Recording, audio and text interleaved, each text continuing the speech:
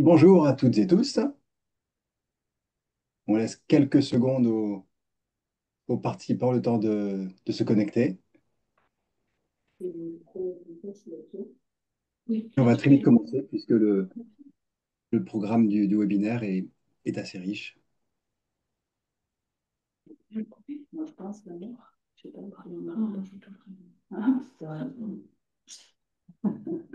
Bonjour à toutes et tous. On y va? Comme ça, on perd aucun temps. Je suis Romain Briot, je suis d'Intercommunalité de France et avec ma collègue Marie Morvan, nous sommes ravis de vous accueillir ce matin pour parler petite enfance et plus particulièrement observatoire de la petite enfance sur la base de témoignages de trois territoires. On est aussi et surtout ravis de proposer ces temps de travail, ces temps d'échange avec un partenaire essentiel au niveau local et donc aussi essentiel à l'échelle nationale, la Caisse nationale des allocations familiales, la CNAF, avec qui on a déjà eu l'occasion et la chance de collaborer il y a quelques mois et avec qui nous proposons ce matin ce webinaire et probablement d'autres dans les semaines et dans les mois prochains. Donc un grand merci aussi de votre forte participation. C'est important aussi pour nous de réunir le réseau des intercos et aussi des CAF et de parler de ce sujet de la petite enfance et des observatoires. Sans plus attendre, Madame Martin, je vous laisse la main. Et ensuite, on pourra commencer les échanges. Merci. Bonjour à tous. Je commence juste par excuser Céline Marc, directrice du département enfants, jeunesse et parentalité de la CNAF, qui n'a pas pu se libérer ce matin. Et deuxièmement, vous remercier pour l'organisation de ce webinaire. Vous savez que la petite enfance est un enjeu central pour la CNAF et pour les CAF. Et donc, on a besoin aussi de ce webinaire, de ce type de rendez-vous avec les élus, avec les intercommunalités, pour avancer ensemble sur ces enjeux de la petite enfance. Sur l'observation petite enfance, c'est un sujet aussi central pour la CNAF. Comme vous le savez, la mise en œuvre de la loi plein emploi invite à mieux cerner les réalités de territoire pour mieux calibrer l'offre d'accueil. Et cette observation est d'autant plus importante que sur la petite enfance, on a de nombreux facteurs évolutifs à prendre en compte, aussi bien sur la demande, avec l'évolution évidemment des naissances, les comportements des parents qui changent aussi, qui est difficile à suivre. On a également des programmes urbains parfois qui font que le nombre de jeunes familles, un grand nombre de jeunes familles arrivent sur un territoire. Donc c'est compliqué d'avoir un peu une vision concrète, une vision au long cours de la demande. Et également, sur la petite enfance, on a une question sur l'offre, avec une baisse des assistantes maternelles prévisible, avec un départ en retraite fort, la pénurie de professionnels également, et une recomposition qu'on voit aussi petit à petit des modes d'accueil, avec les maisons d'assistantes maternelles, les micro-crèches qui prennent de l'ampleur par rapport aux crèches PSU classiques. Donc des difficultés à cerner cette offre et cette demande, et du coup la nécessité d'un partenariat fort avec les élus, les intercommunalités, mais plus largement également la PMI, tout acteur qui nous permet de croiser les données et de croiser les regards pour mieux cerner les besoins. Donc, merci à tous et merci aux témoignages aussi, aux CAF et aux intercommunalités qui vont témoigner. Merci.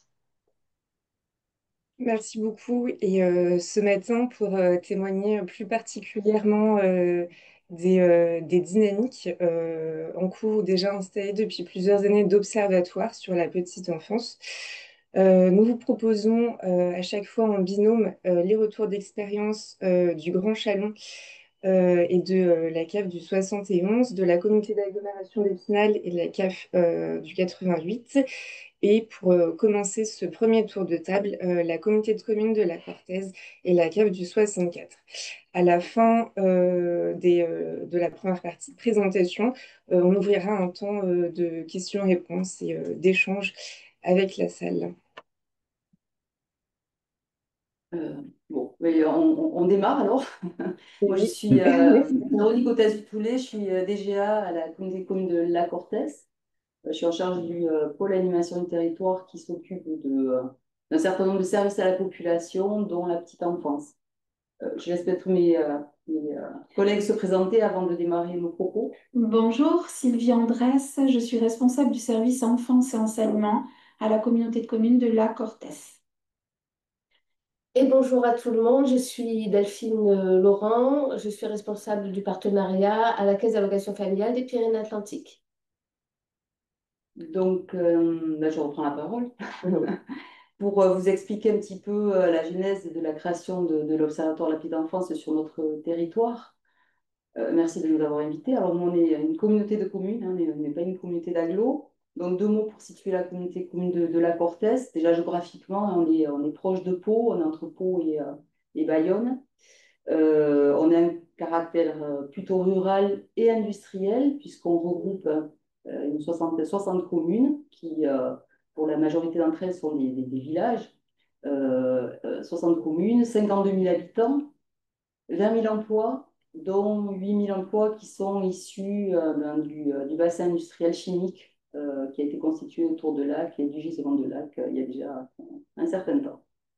Mais c'est aussi un peu notre spécificité, on y reviendra peut-être sur l'observation de ce qui se passe sur notre territoire et les projections. Alors pourquoi on a créé un observatoire de la petite enfance? En fait, la compétence petite enfance au niveau de l'intercommunalité est assez récente, elle a moins de 10 ans, elle date de 2016. Et par contre, la création de l'Observatoire de la petite enfance, et c'est peut-être un peu paradoxal, date d'il y a plus longtemps, quasiment 20 ans. On a créé le premier Observatoire de la petite enfance en 2007. Et c'est vrai que, en fait, ça s'explique d'abord par le fait que l'organisation de l'intercommunalité, les compétences ont beaucoup évolué sur cette période entre 2010, 2007, 2014. Si aujourd'hui la communauté commune de la Cortès, en tant que communauté de communes, hein, on ne se compare pas aux communautés d'agglo, bien sûr, qui sont bien plus importantes en termes de population, mais au niveau des communautés de communes, peut être qualifiée de communauté XL, hein, puisqu'elle est issue de deux fusions successives en 2011 et 2014. Lorsqu'on a commencé à travailler sur la petite enfance, en 2007, avec la création de ce premier observatoire, là, on était organisé de façon très différente. Nous avions sur ce même territoire qui fait 73 000 hectares, c'est un territoire assez large, nous avions à l'époque 5 communautés de communes, de taille plus modeste bien sûr, et 4 d'entre elles avaient décidé, pour préparer leur fusion, l'objectif c'est de préparer la fusion de ces 4 communautés de communes, avaient décidé de constituer un syndicat mixte. Et ce syndicat mixte avait un certain nombre de missions pour faire en sorte que les communautés aussi apprennent à travailler ensemble sur des enjeux communs. Et c'est là qu'on a abordé politiquement, pour la première fois finalement, au niveau interco, la compétence petite enfance. À l'époque, les équipements étaient gérés par les communes, hein, soit directement en régie, soit avec un soutien à des associations, des structures associatives. Mais lorsque le syndicat mixte a été créé, il s'est constitué un relais assistante maternelle sous l'impulsion d'un certain nombre d'assistantes maternelles du territoire, constitué en association avec le soutien de la CAF déjà. Et cette organisation portait sur le même territoire que les 4 communautés de communes, que le syndicat mixte, et on sollicitait le syndicat mixte pour un soutien financier, mais aussi pour que les élus lancent une étude sur les besoins de la population. Il apparaissait là déjà intéressant de savoir où est-ce qu'on habitait, hein, en tant que petite enfance, comment les choses se passaient. Et c'est vrai que le syndicat mixte du Pays de Lac, on a lancé cette étude avec bien sûr la collaboration étroite de la CAF, mais aussi de la MSA, du département. Et ce travail qui consistait à identifier un petit peu les besoins des familles, mais aussi l'organisation des équipements existants sur le territoire, a en fait constitué le socle du premier observatoire de la petite enfance, puisque au final, il a été décidé quasiment dès le départ d'en faire un outil pour éclairer les uns et les autres sur ce qui pouvait se passer, ce qui pouvait être fait plus tard, est un outil qui a vocation à être mis à travailler sur des données, une base de données actualisée chaque année.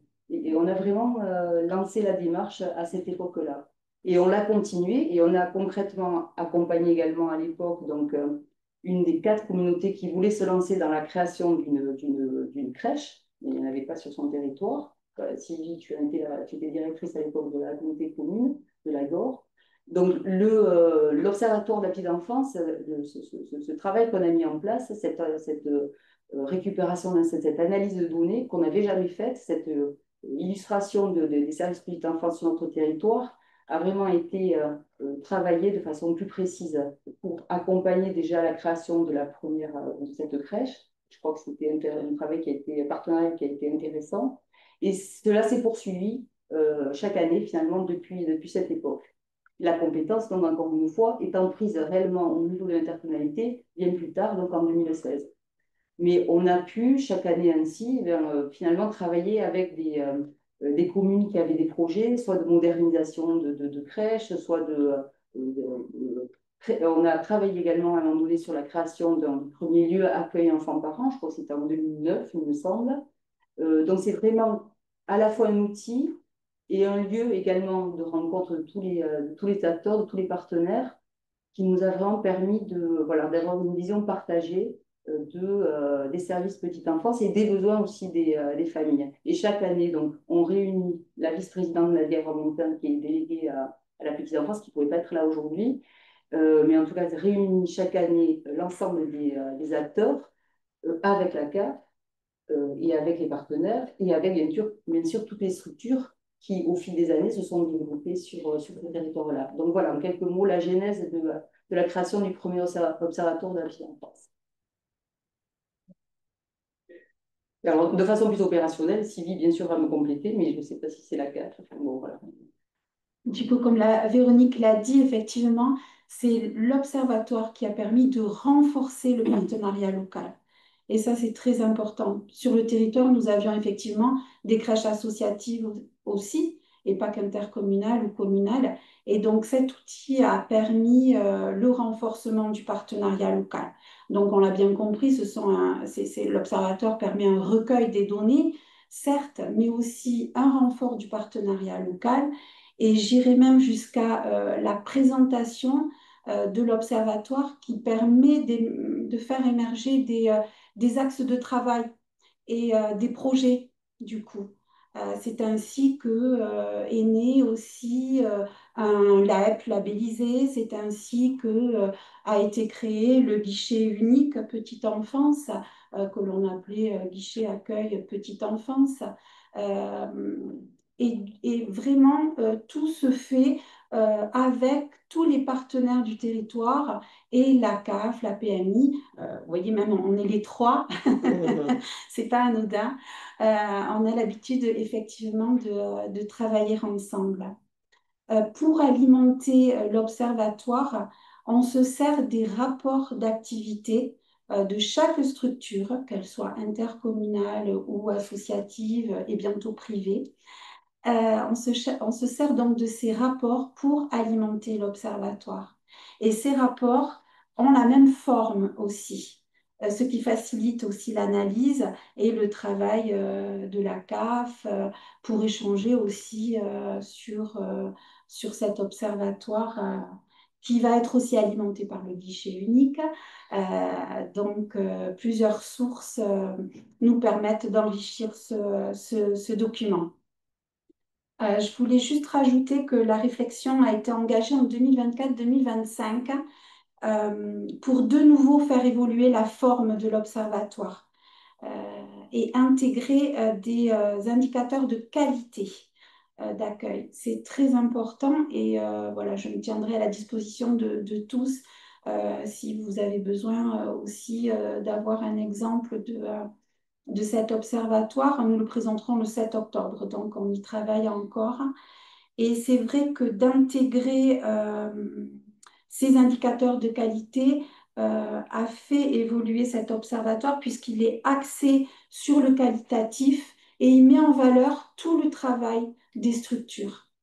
C'est aussi très important, tout ce qu'elles font dans l'année. Donc, ça revalorise aussi le travail de l'équipe et tout en respectant la charte, bien sûr, nationale d'accueil du jeune enfant. Voilà sur les plus-values. Oui, oui, juste peut-être juste pour dire que c'est vrai que merci pour cette présentation et qui reflète au niveau de la CAF en tout cas un partenariat rapproché depuis toutes ces années, puisque vous l'avez très bien dit depuis longtemps et depuis 2007 et 2008, la CAF a participé à la création de cet observatoire et c'est encore d'autant plus vrai aujourd'hui, en fait, où on repère dans notre contexte actuel une réelle plus-value de travailler avec l'intercommunalité à créer et à renforcer cet observatoire qui est véritablement un outil de pilotage, en fait. En matière d'accueil du jeune enfant. Alors, accueil du jeune enfant au sens global, hein, que ce soit un accueil collectif ou accueil aussi individuel. Donc, je ne vais pas redire toute la plus-value de l'observatoire, enfin, tout ce qui vient d'être expliqué. Mais nous, la CAF, en fait, c'est vrai qu'on a toujours été là pour permettre l'aide à la décision, en fait, auprès des collectivités et en apportant un certain nombre de données, en plus des rapports d'activité que les structures peuvent transmettre. C'est vrai que nous avons un certain nombre de données et de données quantitatives notamment, et nous transmettons ces données et alimentons l'observatoire d'un point de vue quantitatif. Et là, maintenant, d'un point de vue qualitatif aussi, où on travaille à la fois sur des données plutôt froides, mais aussi des données chaudes avec les réalités de territoire. Donc, c'est un partenariat qui fonctionne bien, qui est structuré dans le cadre du schéma départemental des services aux familles et dans le cadre des conventions territoriales globales, mais peut-être qu'on y reviendra, puisque c'est une action socle hein, qu'on inscrit dans le cadre de la CTG et du service public de la petite enfance. Mais on aura peut-être l'occasion d'y revenir. Peut-être une spécificité, rajouter une spécificité. L'Observatoire a permis la création de ce guichet unique aussi, qui est porté à la fois par un RPE intercommunal et un RPE associatif. Voilà, donc jusqu'au bout de tout ce partage. Pour avoir la vision complète de l'offre sur le territoire. Et guichet unique, si je peux me permettre, qui est porté par le RPE, hein, les relais petite enfance, voilà, où il y a vraiment la plus-value aussi, je dirais, d'avoir cette vision complète de l'offre sur le territoire. Merci beaucoup, mesdames, pour cette première présentation. Donc, une démarche qui remonte plusieurs années, qui a évolué. Je vous propose qu'on passe le deuxième retour d'expérience avec la communauté d'agglomération d'Épinal et la CAF des Vosges. Oui, bonjour. Donc, je vais commencer. Je suis Laurence Rayer-Klein, donc vice-présidente cohésion sociale et petite enfance à la communauté d'agglomération d'Épinal. Marie-Laure Alain, directrice cohésion sociale et petite enfance pour la communauté d'agglomération. La CAF. Oui. Donc, Régine Godillet, expert petite enfance à la Caisse d'allocation familiale des Vosges. Et Chantal Job, responsable du service action sociale. Donc, je vais démarrer donc par un petit historique. Donc, la communauté d'agglomération. Bon, déjà, il y a une communauté de communes en 1999 entre deux villes voisines qui étaient Épinal et Golbet. Donc, la ville d'Épinal qui avait déjà des structures petite enfance et la ville de Golbet qui comptait beaucoup d'assistantes maternelles, hein, plus d'une centaine. Donc, à l'époque, un maire assez opposé à avoir une structure collective d'accueil, hein, d'établissement d'accueil du jeune enfant. En 2011, cette communauté de communes est devenue communauté d'agglomération d'Épinal. Et en 2013, suite à la fusion avec plusieurs autres communautés de communes, la communauté d'agglomération d'Épinal s'est agrandie avec 38 communes. Et depuis 2018, la communauté d'agglomération, c'est 78 communes. Donc, avec une distance assez importante, hein, 80 km du nord au sud de la communauté d'agglomération. Et donc, la compétence petite enfance a été prise en 2013 lors du passage de 2 communes à 38 communes. Donc, c'est une communauté d'agglomération donc, située dans les Vosges, en région Grand Est, qui a cette compétence petite enfance depuis 2013, qui a récupéré donc des crèches qui étaient donc sur plusieurs secteurs, et c'est une communauté d'agglomération très rurale. On a trois grosses communes, et après, on a plus de 50 communes sur les 78 qui ont moins de 1000 habitants. Donc, en matière de politique petite enfance, donc la communauté d'agglomération a pris un certain nombre d'engagements, notamment établir un diagnostic petite enfance et assurer un suivi d'indicateurs. Mais c'est aussi copiloter donc avec la Caisse d'allocation familiale des Vosges et le conseil départemental toute une démarche projet donc dans son ensemble. Nous avons depuis 2020 une direction commune qui est la direction cohésion sociale et petite enfance. Et donc, nous avons une équipe de coordination petite enfance pour le suivi donc, du projet. Donc, on consacre quand même des moyens importants sur ce secteur, hein, puisque les agents petite enfance, c'est à peu près 110 hein, sur la communauté d'agglomération, puisque nous gérons en direct 5 établissements d'accueil du jeune enfant. Et nous avons aussi des crèches associatives sur le territoire. Et pour certaines, donc, nous avons des conventions de financement. Donc, nous communiquons régulièrement sur les démarches engagées auprès des élus hein, au sein de la conférence des maires et puis des différents services, puisqu'on essaye aussi de mettre de la transversalité entre les différents services de la communauté d'agglomération. Alors, nous avions, les communes de cette communauté d'agglomération avaient des contrats enfance-jeunesse et donc il a fallu évoluer vers la Convention territoriale globale, les CTG. Donc, un diagnostic de territoire a été réalisé avec, alors, l'année Covid, malheureusement, hein, en 2020. Et auparavant, nous avions eu une analyse des besoins sociaux qui avait été réalisée en 2019. Donc, ce diagnostic de territoire dans le cadre de la CTG a permis en fait de poser les bases de ce que sera le futur observatoire, puisqu'il y avait une analyse à la fois de la population, alors dans tous les domaines, il y avait l'offre de santé, les revenus, ça, la mobilité, et puis donc la petite enfance. Donc, vous pouvez compléter hein, si vous avez des compléments à faire, la CAF hein, des Vosges. Non? Ou Marie-Laure, s'il y a des compléments aussi à faire. Donc, quels sont les objectifs en fait de cet observatoire de la petite enfance? Eh ben, c'est tout d'abord de recenser les naissances, puisque chaque année, auprès des 78 communes, nous adressons un questionnaire pour connaître justement le nombre d'enfants de moins de 3 ans et le nombre de naissances sur les communes. Et c'est là qu'on tire un peu la sonnette d'alarme, puisqu'on a une chute quand même assez conséquente du nombre de naissances. Nous recensons aussi l'offre de garde individuelle et collective. Alors, sur les offres collectives, on a une bonne connaissance puisqu'on connaît tous les établissements d'accueil du jeune enfant, avec des implantations d'ailleurs de micro-crèches issues de groupes privés depuis quelques années.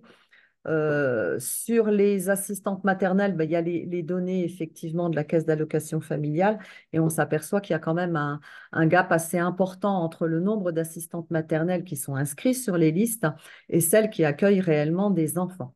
Et aujourd'hui, on a quand même pratiquement 35% des assistantes maternelles de notre territoire qui ont plus de 55 ans et qui partiront en retraite dans les 10 ans à venir.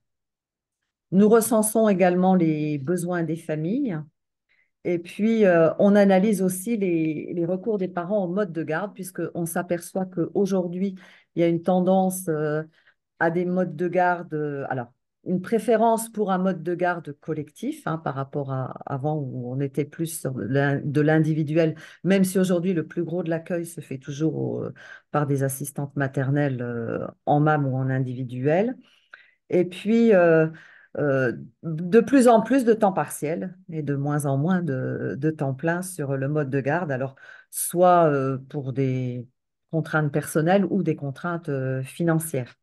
Et puis, on veille aussi à garder un équilibre entre cet accueil individuel et cet accueil collectif et avoir une répartition équilibrée sur le territoire. Donc, on s'apercevait, puisqu'on fait une commission d'attribution des places en crèche, commission d'attribution qui est aux communes, aux crèches de la communauté d'agglomération qui sont sur le pôle urbain central. Et on avait une liste d'attente quand même très importante en fin d'année. Donc, nous avions demandé l'extension d'une crèche du territoire, une extension de 20 places. La CAF, qui est toujours très à l'écoute, qui est un partenaire aussi financier très important, un premier financeur de la communauté d'agglomération d'Épinal, nous a donc demandé d'affiner un petit peu le diagnostic de territoire et les besoins. Et suite à ce diagnostic, nous nous sommes rendus compte que nous avons aussi des besoins d'accueil, puisque compte tenu des demandes, on privilégiait l'accueil d'enfants dont les parents travaillent, mais ce qui peut poser souci puisque nous avons de plus en plus de familles monoparentales. Et donc, pour trouver un emploi, il fallait trouver aussi un mode de garde. Donc, de cette étude, il est résulté effectivement un besoin d'agrandissement. Et d'ailleurs, cet agrandissement a été réalisé au 1er septembre 2025 avec alors, le premier label AVIP, à visée d'insertion professionnelle, dans le département des Vosges. Donc, en juillet 2021, nous avons eu un premier groupe de travail avec les 11 crèches de notre territoire, les 3 centres sociaux, puisqu'ils hébergent aussi des haltes garderies, et les 2 relais petite enfance, puisqu'on a un relais petite enfance qui tous les 2 sont gérés par la communauté d'agglomération, un médian et un périphérique.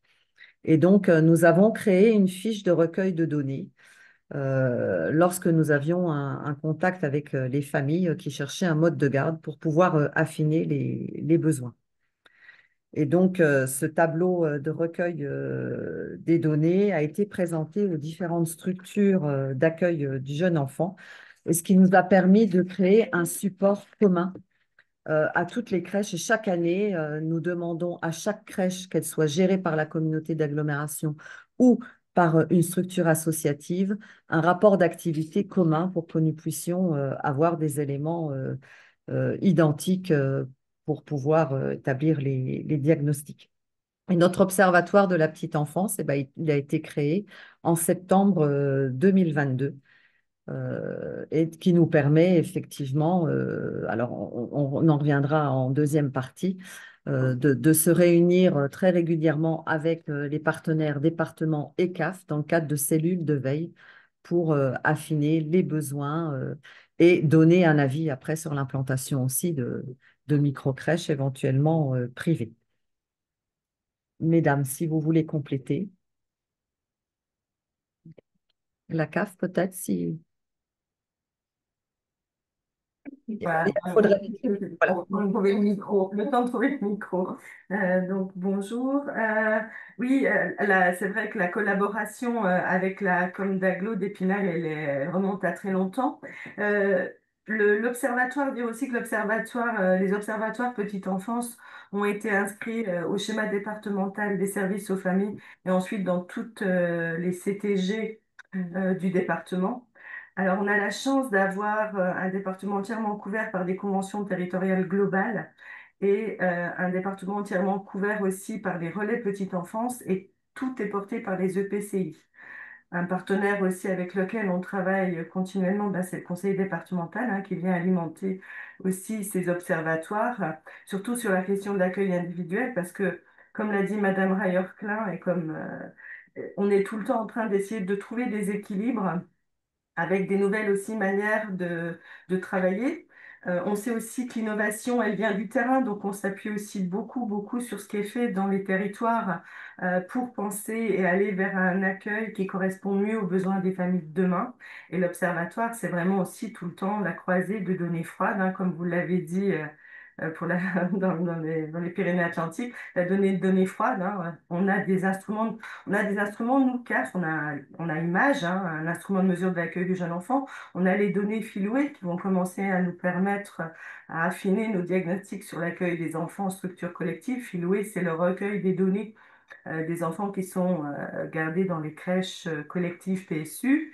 Et puis, on a aussi à disposition de nos partenaires le CAF Data, hein, que chacun d'entre nous peut aller chercher des données sur Internet, sur le CAF Data, où il y a vraiment plein de données. Donc, on croise constamment des données froides et des données chaudes.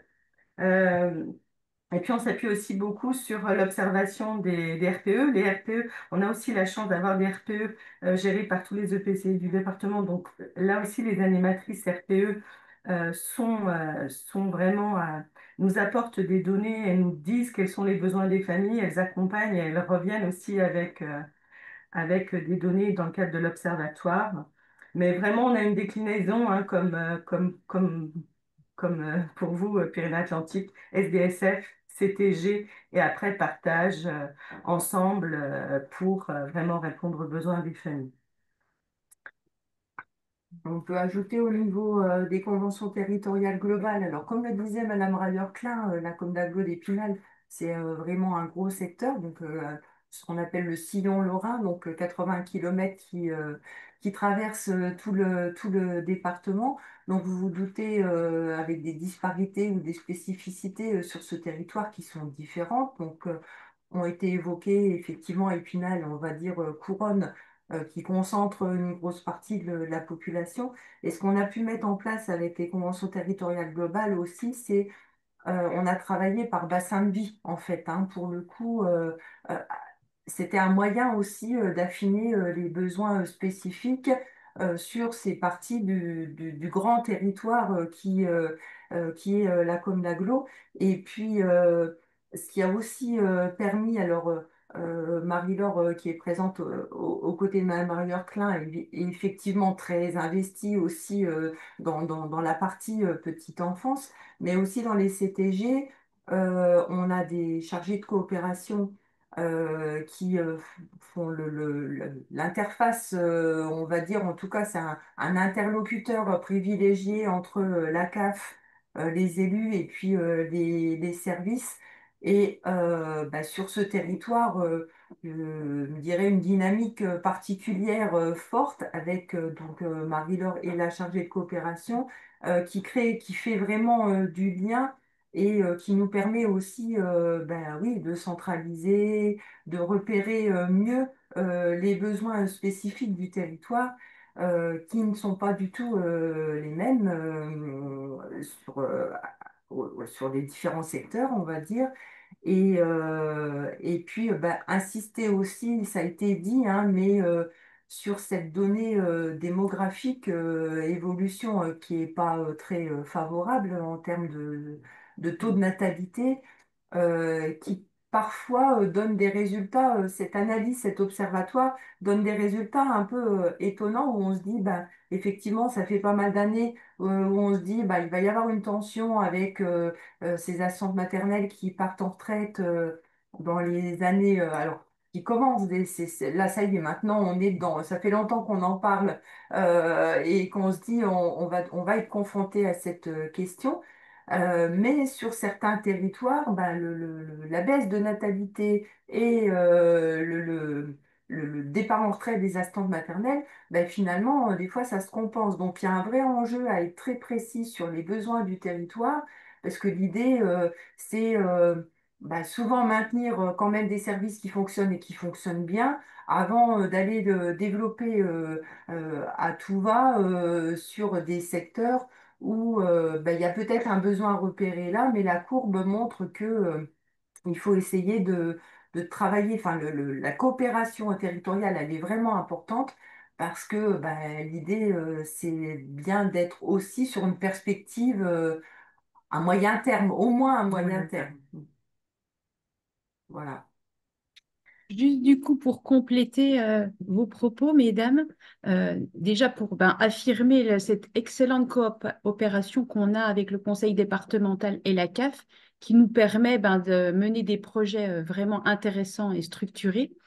On a une direction aujourd'hui, depuis 2020, qui a 3 chargés de coopération qui permet cette belle plus-value d'observatoire et de service public de la petite enfance. On a une coordinatrice petite enfance donc, qui gère les crèches en régie et les relais petite enfance, une chargée de coopération sur les problèmes de soutien à la parentalité, l'accès aux droits, qui permet d'avoir une vision du territoire de partenaires hors du champ de la petite enfance, mais également une chargée de coopération sur les quartiers prioritaires de la ville. Donc à Épinal, il y a 2 quartiers prioritaires et puis à Golbet, il y en a un. Donc ça permet aussi d'avoir cette vision fine dans des quartiers populaires, des besoins en mode de garde, tout en s'appuyant sur les centres sociaux et leur halte garderie. Donc on a vraiment un maillage intéressant avec les 3 chargés de coopération et les remontées de terrain nous viennent directement par les équipes de direction. Donc, la coordinatrice petite enfance anime des réunions trimestrielles avec l'ensemble des directrices et avec les 7 animatrices de relais petite enfance. Et toutes ces remontées nous permettent d'alimenter la cellule de veille et puis d'avoir une communication efficace et rapide des besoins qui sont portés à notre connaissance.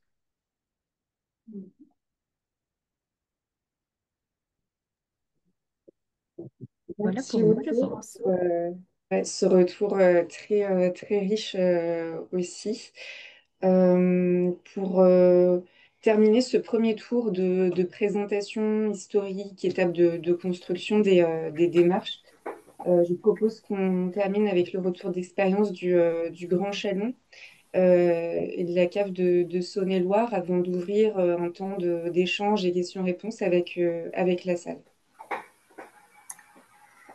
Bien, bonjour à toutes et à tous. Donc, concernant cette collaboration entre la CAF de Saône-et-Loire et le Grand Chalon, je vais commencer à donner quelques éléments de contexte de notre partenariat avec les territoires avant de laisser la parole à Violaine Combeau-Depeut. Donc, Jocelyne Suyot, je suis chargée de conseil et développement petite enfance à la CAF de Saône-et-Loire.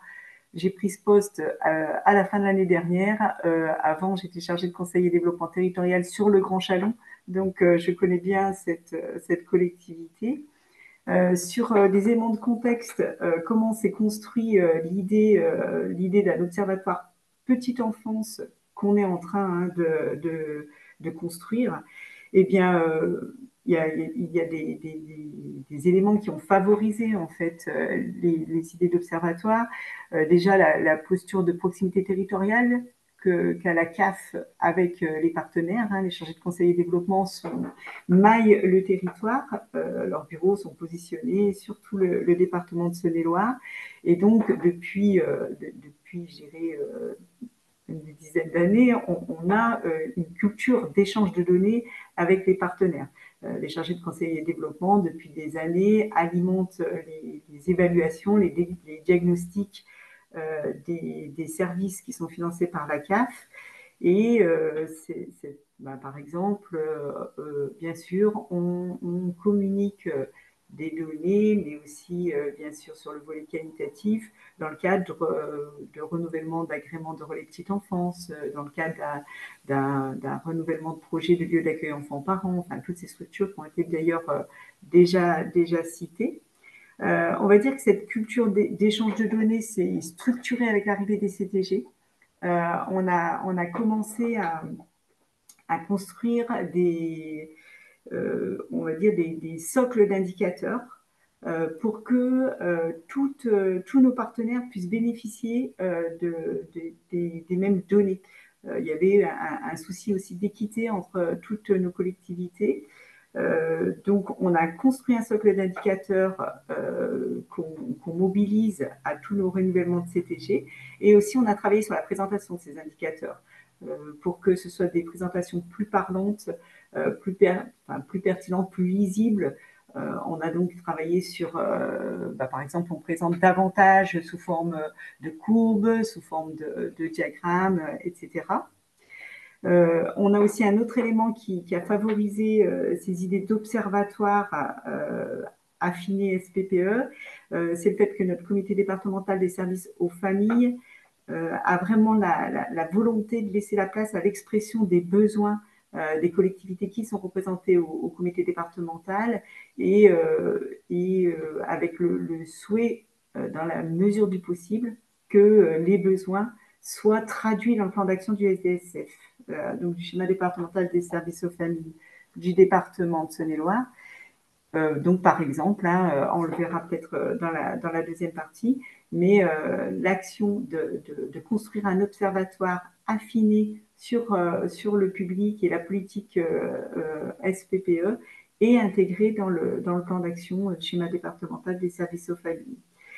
Et puis, bah, un dernier élément avant que je laisse la parole à Violaine qui va compléter mes propos, c'est les collectivités, bien entendu, mettent aussi depuis des années, les collectivités et d'ailleurs d'autres institutions qui peuvent porter, hein, comme les associations, mettent depuis des années aussi des outils de suivi et de veille sur leur politique publique.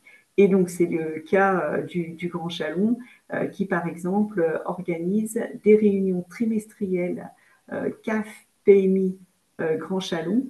Et ces réunions, pour nous, elles sont aussi précieuses pour nous, CAF, puisque ça nous permet régulièrement d'échanger sur l'actualité de la petite enfance sur le territoire Grand Chalon, d'échanger sur l'évolution des besoins, sur éventuellement les difficultés.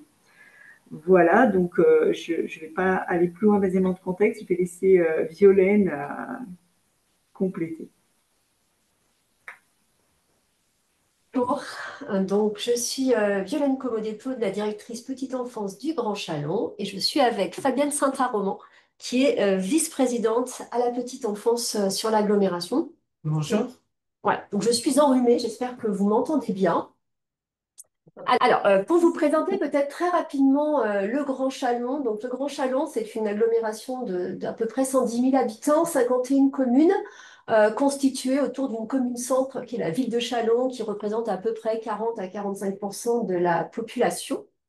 Donc, on est en Bourgogne, Saône-et-Loire. En 2012, il y a eu un transfert de compétences de la petite enfance à l'agglomération. Et l'équipe qui est l'équipe politique qui est à la tête de l'agglomération est arrivée en 2014. 14, c'est ça. Voilà. Donc, ce qui s'est passé, c'est que cette équipe est arrivée avec une forte ambition pour la petite enfance, la volonté d'y consacrer des moyens importants en faisant une de ses 3 priorités de mandat avec l'habitat et le développement économique. Donc, la demande politique, à ce moment-là, a été de dire, bah, écoutez, on va investir dans la petite enfance, mais par contre, on veut pas investir de façon les yeux fermés. On veut absolument pouvoir programmer des actions, des investissements qui soient en lien avec les besoins réels du territoire. Donc, forcément, on a, en réponse à cette demande, engagé une démarche très construite qu'on entend maintenant hein, pour les CTG. C'est exactement le même type de démarche, c'est-à-dire le diagnostic, la réflexion sur les enjeux, les objectifs, et puis l'élaboration d'un programme qui est assez précis, qui est cadencé, qui est chiffré, etc. En 2015, on l'a appelé schéma directeur de la petite enfance. Il a été voté en conseil communautaire en 2015. À l'époque, on a déjà dû réunir un certain nombre de données pour établir le diagnostic. Donc, on a effectivement des données qui nous sont propres, on en a quand même pas mal. Nous, c'est que des crèches, on n'a pas de crèches associatives ni déléguées. Il y a des crèches privées pour lesquelles on a 0 données, donc ça, c'est pour le coup les évolutions qui seraient intéressantes. Hein. Mais en tout cas, on a nos données sur nos propres crèches et les relais petite enfance qui ont des données très intéressantes sur l'accueil individuel qui est prépondérant sur notre territoire et puis qui ont des données plus que précieuses puisque c'est les seuls qui sont détenteurs à peu près de la vraie vie des assistantes maternelles.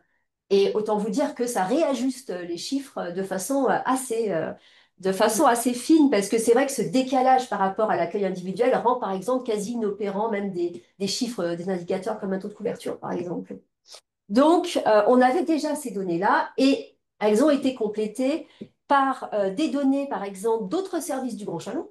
Par exemple, le service Habitat, ils avaient établi un diagnostic immense pour pouvoir travailler leur plan local de l'habitat, je crois. De la même façon, on avait une stratégie sur la mobilité. Donc, réunir un petit peu sur les autres politiques du Grand Chalon, ce qui remonte pour bien connaître les habitudes du territoire.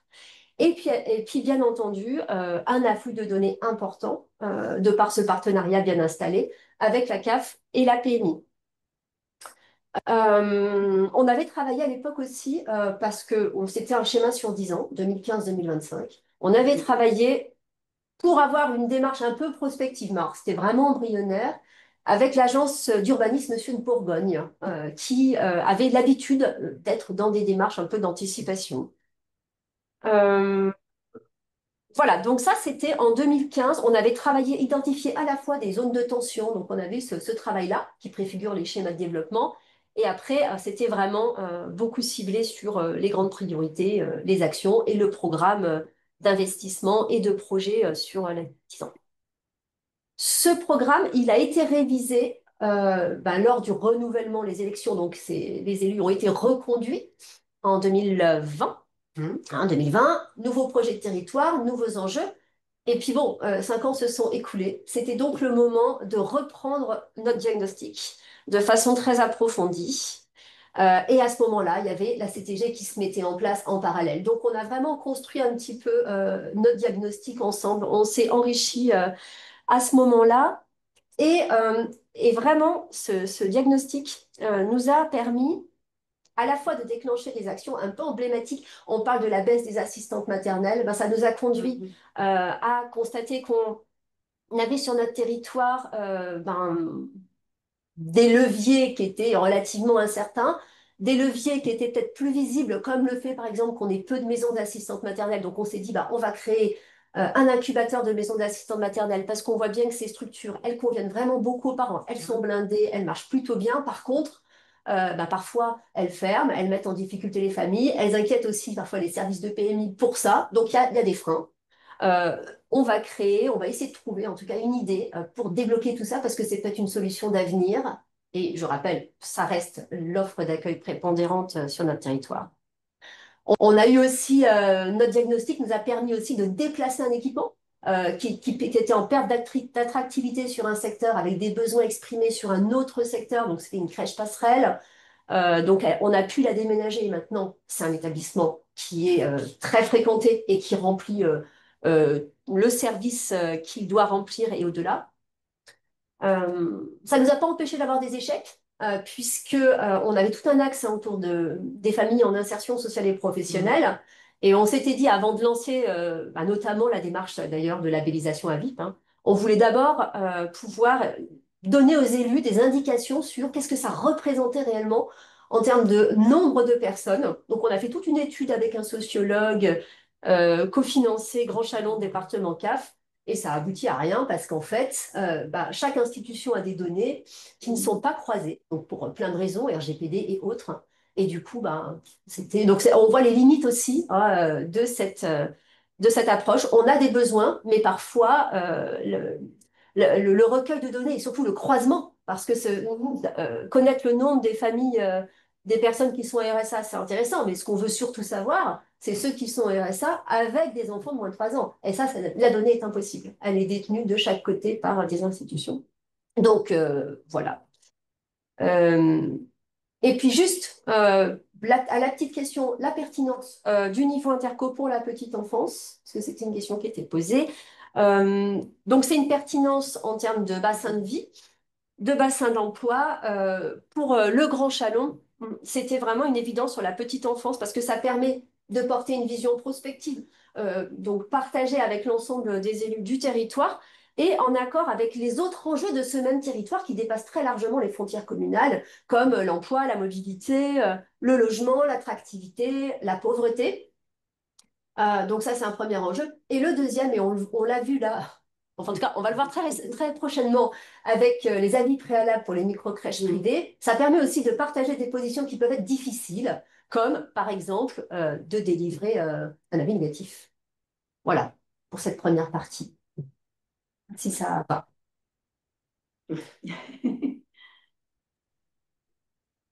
Oui, merci beaucoup. Euh, on va peut-être voilà, ouvrir un temps d'échange et de questions-réponses avec la salle. Donc pour les participants, n'hésitez pas à lever la main ou poser votre question dans la conversation. J'en ai déjà aperçu une que je peux poser aux intervenantes. Donc de spectateurs anonymes, vous avez indiqué solliciter un rapport d'activité identique sur chaque structure. Avez-vous des structures privées sur votre territoire? Et si oui, comment avez-vous mis en place cet outil pour qu'il soit partagé par tous? Donc ça, j'ai l'impression qu'on l'avait dans deux retours d'expérience. En premier, la Cortèze, mais il me semble que du côté d'Épinal, vous avez aussi évoqué des documents communs. Euh, alors, la Cortèze, Oui, la oui, carte de l'Atlantique, si vous souhaitez répondre pour cette oui. première question. Oui, oui, tout à fait. Donc, c'est vrai que Madame Andrès s'expliquait que ben, on a fait un travail d'harmonisation des rapports d'activité pour l'ensemble des structures collectives sur le territoire. Alors, à la différence que les structures privées sur ce territoire, c'est très récent. Il y en a eu une récemment qui a ouvert ses portes il y a 2 ans. Donc ce travail n'a pas été fait avec la structure privée parce que jusqu'alors, c'était des structures ou associatives ou en régie directe par la collectivité. Donc, ça a été plus simple de travailler ce rapport d'activité. Il n'empêche que dans la perspective de l'observatoire, parce que l'observatoire, il couvre tout mode d'accueil, qu'il soit collectivité locale, qu'il soit privé, qu'il soit associatif. Et donc, il couvre tout mode d'accueil. Donc, il y a bien l'intention, mais là, peut-être vous pouvez le dire au niveau de la collectivité, de travailler aussi à l'harmonisation de l'ensemble de ces documents supports, quoi. Oui, oui, oui, c'est notre intention effectivement de travailler avec cette structure privée qui, comme elle vient de s'installer, n'est pas fermée, mais nous a dit effectivement qu'elle allait revenir vers nous pour qu'on puisse travailler et partager ensemble toutes ces données. Donc, c'est la même chose pour la communauté d'agglomération d'Épinal. Depuis 2018, on a un rapport d'activité commun pour les crèches en régie. Depuis 2020, pour le rapport est commun pour les crèches associatives avec un soutien financier de l'agglo. On a intégré aussi les relais petite enfance qui maintenant font des rapports annuels. Et puis les 3 haltes garderies qui alimentent l'observatoire sans pour autant faire un rapport d'activité qui est identique à celui des crèches. Pour les micro-crèches, donc elles ont ouvert, je pense, la première, mesdames de la CAF, en 2020, par là, ou Oui, juste avant le Covid. oui, sur la com d'agglo des oui. Ah ouais.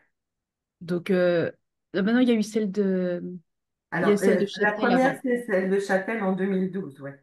Oui. Donc, on en a aujourd'hui 4, Après, puisque il y en a une qui a fermé cet été et une qui avait fermé juste avant, mais une qui a réouvert. Donc, bon, bref, ça nous en fait 4. Alors, on arrive à avoir des données sur le taux d'occupation via directement les référents techniques. On a des données tarifaires qui nous réarrivent par les familles et puis les animatrices de RPE, mais un nombre exact de familles accueillies, aujourd'hui, on n'a pas. Voilà, on avance quand même petit à petit avec ces micro-crèches privées parce qu'on n'a aucun moyen De les de contraindre. les contraindre à nous donner des éléments.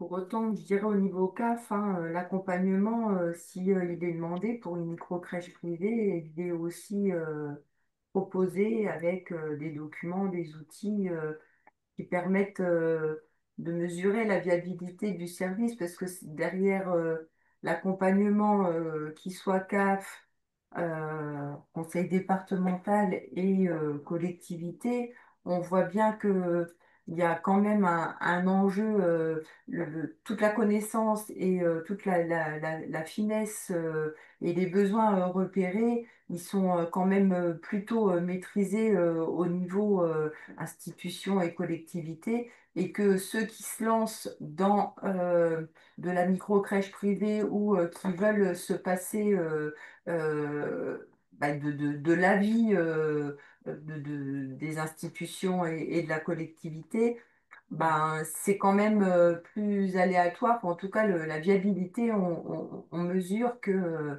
c'est plus compliqué pour le coup après d'exister le paysage en place et les structures déjà bien fixées et existantes sur le territoire.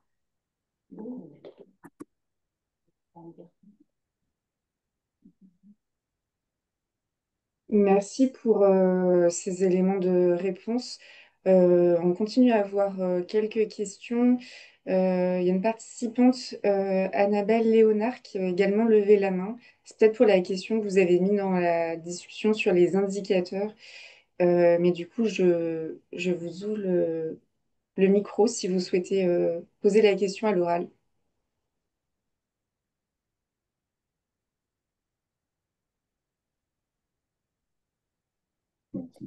Attendez là.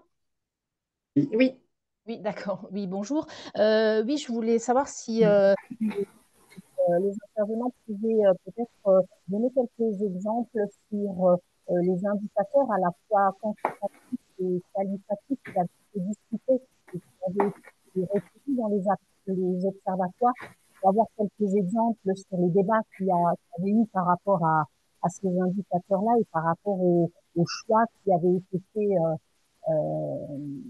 voilà, par rapport à ces éléments chiffrés-là, parce qu'en fait, ils sont extrêmement nombreux. Donc, à voir sur quel élément les collectivités ont retenu leur attention.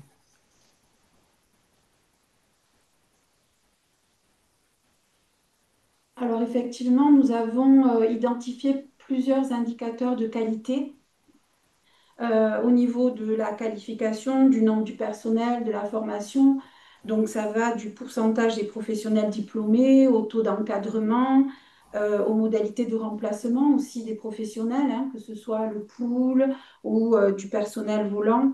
La formation aussi des professionnels de la petite enfance, tout ce qui est analyse de pratique aussi, les temps de concertation des équipes, que ce soit des temps de réflexion, d'observation, etc. On est allé aussi plus loin sur l'ergonomie des équipements et la prévention des risques psychosociaux, bien sûr, la place des parents aussi et les espaces dédiés. Les espaces d'allaitement, certes, mais la flexibilité des plannings, les ateliers parents-enfants, les soirées à thème. On a aussi pensé aux actions d'éveil culturel, les intervenants extérieurs, les sorties, les spectacles, toutes les actions avec les médiathèques, etc., les galeries d'art. On s'est aussi penché sur l'adaptabilité des structures à l'accueil inclusif. Et bien sûr, nous travaillons pour que ce soit conforme à la Charte nationale du jeune enfant et répondons aux 10 grands principes pour grandir en toute confiance. Voilà, je ne sais pas si j'ai répondu à votre question. Ça, c'est sur le qualitatif côté collectif. Après, bien sûr, sur l'individuel, la qualité d'accueil est impossible à évaluer pour nous chez une assistante maternelle. Et il y a quand même l'agrément de PMI, les formations et la fréquentation d'un RPE aussi. C'est ça, avec les ateliers que mènent les RPE, avec les assistantes maternelles notamment. Donc, c'est vrai que le RPE, c'est vraiment je dirais, une structure un peu centrale et clé et une mine d'informations en termes de données d'accueil qui soient quantitatifs, mais aussi qualitatifs avec les assistantes maternelles. Et puis tout le travail qu'on mène avec le conseil départemental aussi, évidemment. Et ce que je constate effectivement, c'est ce partenariat qui est bien installé entre la CAF et les collectivités hein, sur tout le territoire, hein, sur les trois structures représentées. Et je me dis qu'au niveau national, avec la multiplication des observatoires aussi, on va pouvoir croiser davantage des données et faire des comparatifs entre plusieurs territoires. Et je trouve cela très riche. Sur la question de la qualité de l'accueil, dans l'observatoire, on a mis effectivement aussi une grande partie sur la question de la qualité de l'accueil, que ce soit en individuel ou en collectif. Et du coup, ce qu'on a fait pour pouvoir permettre aux professionnels et aux familles d'appréhender cette question de la qualité de l'accueil, c'est qu'on a créé un groupe de travail avec des directrices de crèche, des animatrices de relais petite enfance et des assistantes maternelles pour mettre en image la Charte nationale de l'accueil du jeune enfant. C'est un travail qu'on a mené avec le conseil départemental et puis les collectivités. Et du coup, on a mis en image la charte de manière à ce qu'elle soit comprise et puisse être lue par tout le monde, y compris les personnes qui ne savent pas effectivement pas lire. On voulait vraiment s'adresser à tout le monde et c'est vrai que c'est un support qui tourne sur tout le département et qui est utilisé énormément par les animatrices et les crèches parce qu'on l'a fait aussi de manière à ce qu'elle soit, elle peut être exposée et les professionnels s'en emparent beaucoup pour discuter de la question de la qualité d'accueil. Et c'est un de nos leviers sur la question de la qualité de l'accueil. Et puis là, on va mettre en place des travaux sur, bien sûr, le référentiel qui vient de sortir et on va collaborer ensemble sur la question du référentiel sur la qualité de l'accueil. Ça met bien en évidence tout l'intérêt de partir du niveau départemental pour descendre ensuite sur l'échelle d'un EPCI parce que tout démarre quand même vraiment, c'est vraiment le chapeau et c'est de là que ça part. On est signataire du SDSF, du coup, avec le conseil départemental, la MSA, un représentant des EPCI et puis l'État. Et au niveau Cap des Vosges, les CTG, c'est pareil. Elles sont aussi signées. On embarque aussi le conseil départemental et la MSA, qu'on n'a pas beaucoup évoqué, mais il y a des départements où il y a peut-être plus de ressortissants. Au niveau Vosges, c'est vrai que c'est pas il n'y a pas un gros pourcentage de ressortissants MSA, mais on voit tout de suite l'intérêt de ces coopérations interpartenariales au niveau territorial et tout ce qu'on arrive à décliner, à mettre en place au niveau départemental, c'est vraiment des outils et des leviers qu'on peut redécliner après au niveau local et l'articulation entre SDSF et CTG. C'est vraiment quelque chose d'important. On voit aussi, on signe une CTG avec un EPCI, mais on voit bien aussi qu'il y a des interactions. Les bassins de vie ne sont pas toujours limités au périmètre administratif de l'EPCI et c'est important de prendre un peu de hauteur à certains moments et pouvoir faire du lien. Et là, pour le coup, je pense qu'au niveau CAF, au niveau conseil départemental, on a, pour travailler avec tous les EPCI, comme le disait ma collègue, on a des CTG signés partout. Et c'est important aussi de faire du lien à un moment et de pouvoir donner ces informations-là aussi sur comment les populations elles vivent entre le domicile, le lieu de travail, etc. Et du coup, comment elles utilisent les modes de garde. Merci beaucoup. Madame Sugnon, pour la CAF de Saône-et-Loire et du côté du Grand Chalon, vous leviez la main aussi pour apporter des éléments de réponse sur les indicateurs et plutôt qualité. Oui, alors en fait, donc les intervenantes des CAF, je pense, ont apporté des éléments sur les indicateurs qualité. Moi, je voulais juste compléter sur l'observatoire petite enfance qu'on est en train de construire. L'idée, c'était justement d'avoir un bloc d'indicateurs. Alors pour le coup, là, je vais plus insister sur des indicateurs quantitatifs. Alors je vais essayer de partager mon écran. Je ne sais pas si ça va fonctionner.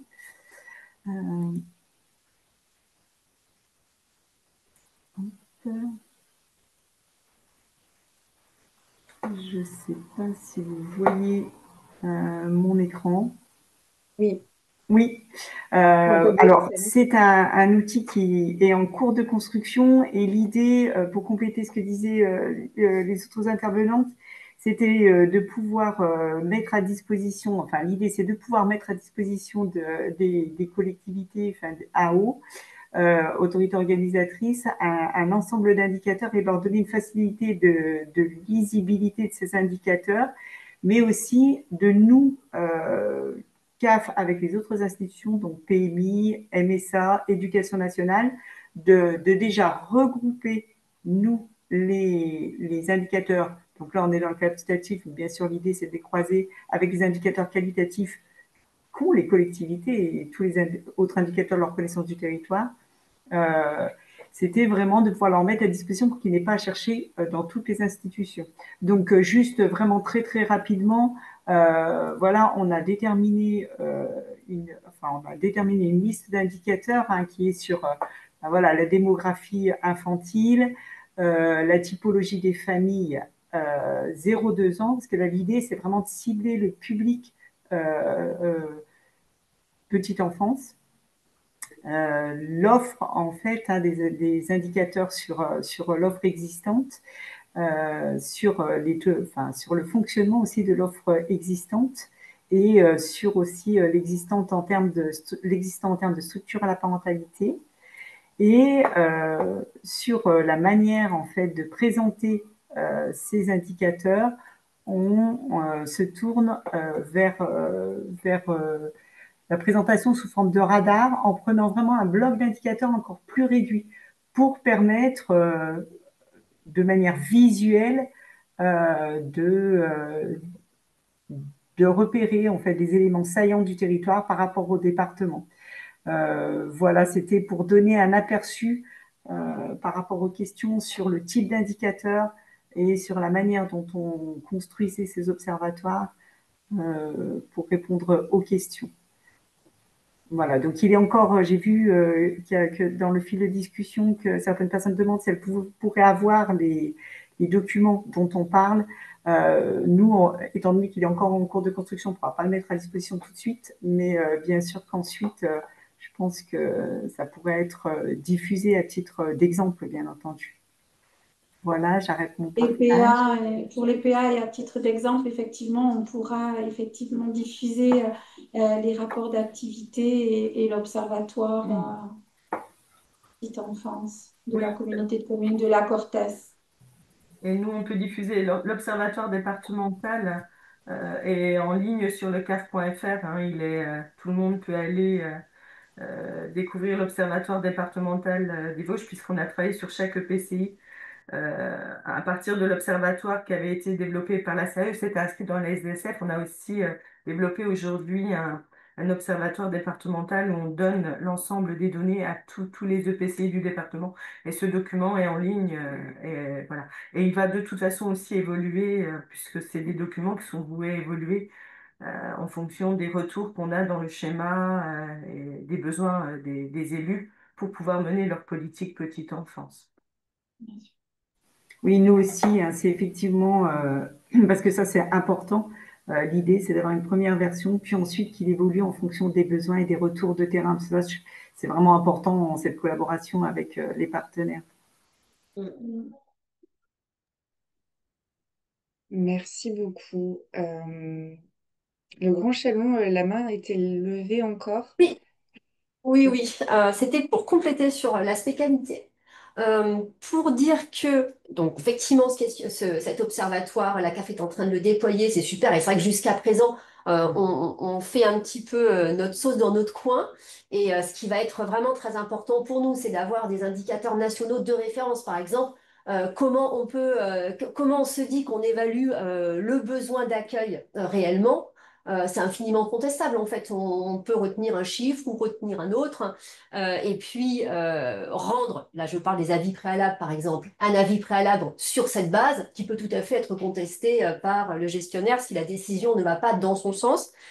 Donc ça, voilà, c'est une première chose, mais je sais que la CNAF est dessus. Mais au niveau qualitatif, là, on commence en tant qu'autorité organisatrice à recevoir les rapports de contrôle PMI pour les crèches privées du territoire. Et je me dis que là, il y a vraiment quelque chose certainement à travailler, peut-être à l'aide de ces documents de contrôle, de ces rapports que l'on a pour nos crèches, bien sûr, mais également pour les crèches privées. Puisque maintenant le contrôle va au-delà d'un contrôle réglementaire, mais va vraiment venir enquêter la qualité d'accueil au regard du référentiel. On voit bien tout de suite à la lecture des différences. Et je me dis que ça, c'est quand même un indicateur qui est très intéressant sur la qualité de l'offre. Sachant que le département fait ces mêmes contrôles auprès des assistantes maternelles, je me dis qu'ils ont tout entre les mains pour pouvoir nous apporter quelque chose. Ça, c'est du point de vue de l'offre. Et du point de vue de la demande, il me semble vraiment indispensable qu'au côté du recueil de l'ensemble de ces données, Alors, les CAF, j'avoue, hein, je pense que c'est vraiment, ce serait certainement eux qui seraient le mieux placés pour le faire, devraient pouvoir adresser un questionnaire aux usagers, aux familles du territoire, pour pouvoir connaître plus profondément leurs intentions. Parce que au-delà des chiffres, après, il y a aussi les intentions. Est-ce que ces familles qui gardent même leurs enfants, est-ce qu'ils le font parce qu'ils le souhaitent? Est-ce qu'ils y sont contraints? S'ils y sont contraints, pourquoi? Est-ce que c'est parce que le mode d'accueil n'est pas celui qui convenait? Est-ce que c'est parce que c'est trop cher? Est-ce que c'est parce que c'est trop loin? Finalement, toute cette finesse-là, elle est très très importante et on spécule beaucoup dessus alors qu'on pourrait leur poser la question et du coup, ça nous permettrait d'avoir également une approche qualitative des besoins qui nous permettrait d'être encore plus précis dans la façon dont on peut, au travers de nos schémas de développement, ajuster notre réponse. Voilà, c'était ce que je voulais dire. Merci beaucoup. Et ça va faire aussi tranquillement une transition vers la seconde partie. On va être davantage sur justement l'atout, le rôle, le positionnement des observatoires dans l'actuel déploiement du service public de la petite enfance. Avant cela, peut-être une dernière question où je vais donner la parole à une main levée à Madame Contine Souza. Je suis désolée si j'écorche le nom de famille. Normalement, vous pouvez poser votre question à l'oral.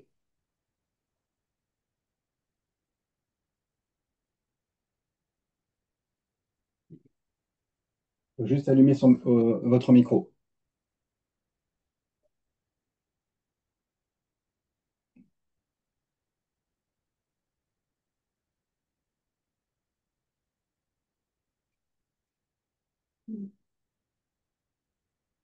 Ça n'a pas l'air de fonctionner.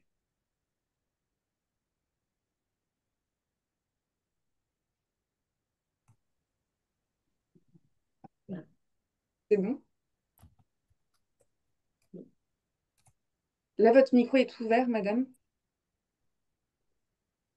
Elle a mis un message qu'elle n'avait pas de micro, hein. Ah, d'accord.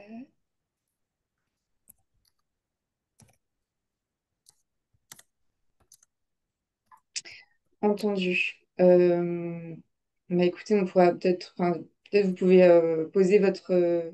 Vous avez pu répondre. Bon, bah, tant mieux. Très bien. On va passer à la deuxième partie du coup du webinaire.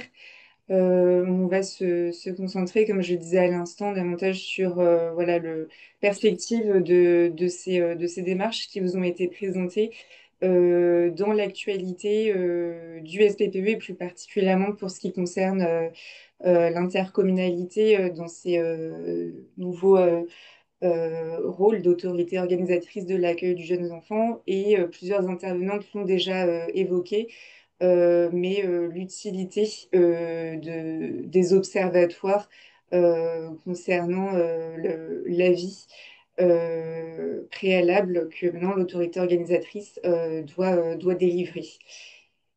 Donc on va changer l'ordre de présentation. On va démarrer par le retour d'expérience du Grand Chalon de la cave de Solé-Noir, puis on passera par la communauté d'agglomération Épinal, la cave des Vosges, pour terminer par la communauté de communes La Cortaise et la cave des Pyrénées-Atlantiques.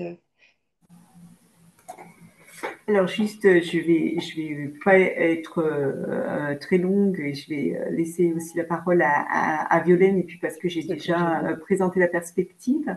En fait, nous, on avait déjà, comme je l'ai dit, on avait déjà structuré des observatoires pour les renouvellements de CTG, pour nos diagnostics partagés.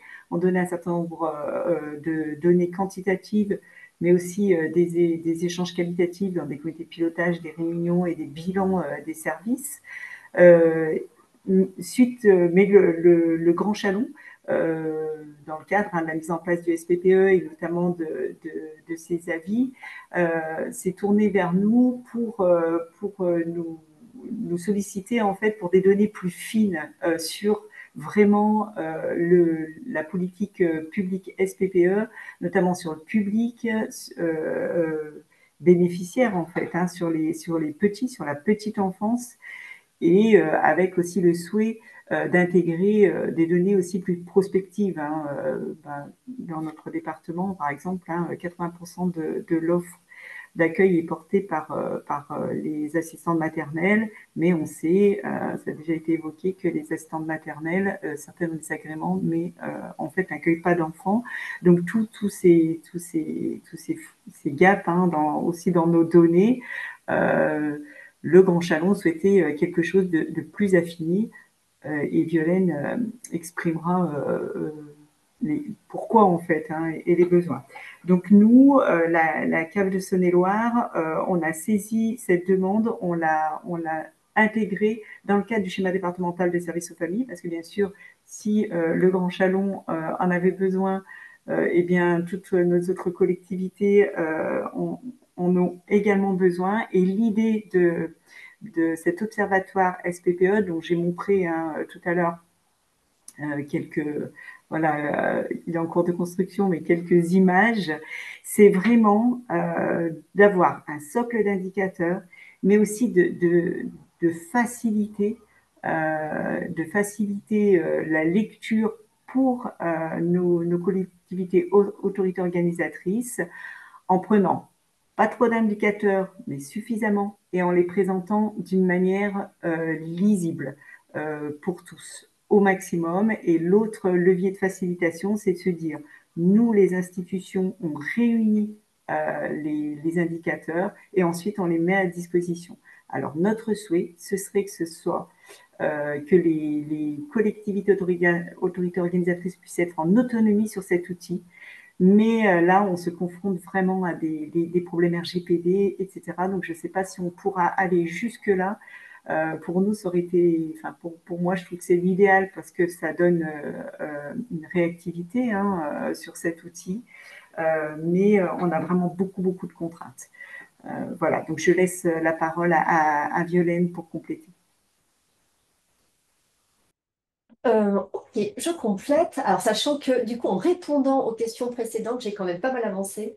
En tout cas, sur l'usage de ces données dans le cadre du service public de la petite enfance, eh bien, évidemment, on a été très en demande et de façon un peu urgente avec le développement de cet avis préalable, sachant qu'on n'a jamais eu autant de demandes d'ouverture de crèches privées sur le territoire que depuis janvier 2025. C'est hallucinant. Donc, du coup, on en est à la troisième demande à étudier. Donc là, on a comme ça un corpus de données, on commence à savoir comment les analyser. Par contre, c'est ce que je disais tout à l'heure, attention au risque derrière de contestation, parce qu'on n'a pas non plus, il n'y a pas au niveau national, quand on regarde par exemple l'Observatoire national de la petite enfance, eh bien, dans ce document-là, il y a des indicateurs, on se dit chouette, on va pouvoir se comparer avec ces indicateurs et du coup, bah, on sera parfaitement en référence avec quelque chose qui est relativement incontestable, mais en fait, non, dedans, il n'y a pas d'indicateur comment on évalue réellement le besoin.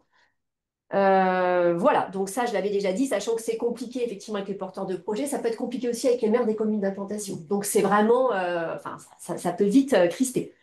Donc ça, c'est la première chose. Après, donc, à venir très vite les schémas de développement, parce que là, c'est pareil, schéma de développement, ça veut dire qu'on va devoir identifier des zones de tension, voilà, établir des projets avec des perspectives pour développer ou freiner ou ce qu'on veut, en fait, hein. Mais c'est pareil, ça veut dire que ça va contraindre des acteurs, ça peut contraindre des porteurs de projets, ça peut contraindre des maires. Donc, c'est super intéressant parce que bah, vraiment, on arrive vraiment dans la régulation. Par contre, eh bien, il faut qu'on puisse avoir des données qui soient fiables, relativement harmonisées, je dirais même France entière, et plutôt incontestables. Jocelyne a parlé de la prospective. C'est très important parce qu'on est quand même dans un contexte qui évolue énormément et on ne sait pas comment ça va se poursuivre. Donc, on parle de la baisse de la natalité, ça c'est OK. On sait que ça va se poursuivre, bien qu'on n'a pas de boule de cristal, mais on peut quand même un peu l'anticiper. On sait que le taux d'activité, là, en ce moment, est plutôt élevé. Est-ce qu'il va se maintenir ou pas? Jusqu'à quand? La crise de l'accueil individuel, la saturation des micro-crèches, page qu'on constate sur notre territoire. Est-ce qu'on peut, voilà. Et puis, on est quand même dans un contexte d'augmentation des coûts pour les structures entre les différents référentiels bâtimentaires, le décret sur les micro-crèches. Donc ça, il faut bien qu'on puisse aussi l'anticiper pour voir un petit peu ce qu'on peut imaginer proposer dans le schéma de développement ou pas. Et puis, le troisième point que j'avais, je l'évoquais tout à l'heure, c'était vraiment la question de pouvoir développer une connaissance qualitative des besoins dans le cadre de ce travail-là. Voilà, c'est vraiment les données qui nous manquent. Sur les données chiffrées, on fait un super travail depuis maintenant longtemps avec la CAF. Il nous manque peut-être maintenant un cadre un peu plus, un cadre national pour pouvoir vraiment orienter certaines décisions. Mais par contre, sur le volet qualitatif, il y a du travail. Mais par contre, il y a des possibilités qui existent que j'évoquais tout à l'heure. Merci beaucoup. Et pour poursuivre avec la communauté d'agglomération d'Épinal et la Cave des Vosges, déjà des points communs en première partie, vous évoquiez le rôle de la cellule de veille qui doit être d'autant plus renforcé avec le rôle d'autorité organisatrice et de l'avis à rendre, la cohérence à trouver, hein, vous le disiez déjà, avec la CTG et le SDSF. Oui, alors effectivement, alors, le point le plus important sur l'observatoire, c'est le suivi du nombre des naissances. Et effectivement, on est dans la même tendance que le national avec une baisse importante depuis 5 ans. Après, on n'a pas les données aussi précises sur les micro-crèches privées. Donc, l'idée, c'est de pouvoir recueillir ces données. Et puis, nous avons effectivement mis en place une cellule de veille avec les partenaires CAF et départements où nous nous échangeons des informations sur les difficultés. Alors, nous, on n'a pas des micro-crèches privées qui saturent, hein, au contraire, hein, elles ne sont pas forcément remplies. Et il y en a même une qui a fermé cet été parce qu'elle a des difficultés financières. La participation des familles, les revenus des familles étaient trop faibles par rapport à ce qu'ils avaient imaginé au départ. Donc, cette cellule de veille permet effectivement à chaque partenaire d'échanger des informations sur des projets de MAM ou de dissolution de MAM, hein, puisqu'on sait que les assistantes maternelles peuvent s'allier ou se désallier, si je peux dire. Et puis, des projets d'implantation, alors notamment où nous sommes sollicités par des groupes privés pour l'implantation de microcrèches. Donc, pour la première fois, c'était tout au début de l'année 2025, en concertation avec la cellule de veille, nous avons donc émis un avis négatif pour l'implantation d'une microcrèche sur une commune de la communauté d'agglomération, où le maire était très favorable d'ailleurs à l'implantation, bien sûr, hein, ils aiment bien accueillir dans leur commune une structure, bien qu'il en existait déjà une qui n'avait pas de liste d'attente. Et puis, il y avait aussi le réseau d'assistantes maternelles autour. Donc, on avait un taux de couverture assez important. Et l'argument de ce groupe privé, c'était de dire oui, il y a un taux de couverture important, certes, mais pas forcément en accueil collectif. Hein. Donc, il faut aller plus finement, en fait, dans le détail peut-être des réponses. Voilà. Donc, après, on suit aussi, puisqu'on a la labellisation AVIP avec une extension depuis le 1er septembre, donc on suit aussi, et là, il y a quand même, on s'aperçoit des premières difficultés.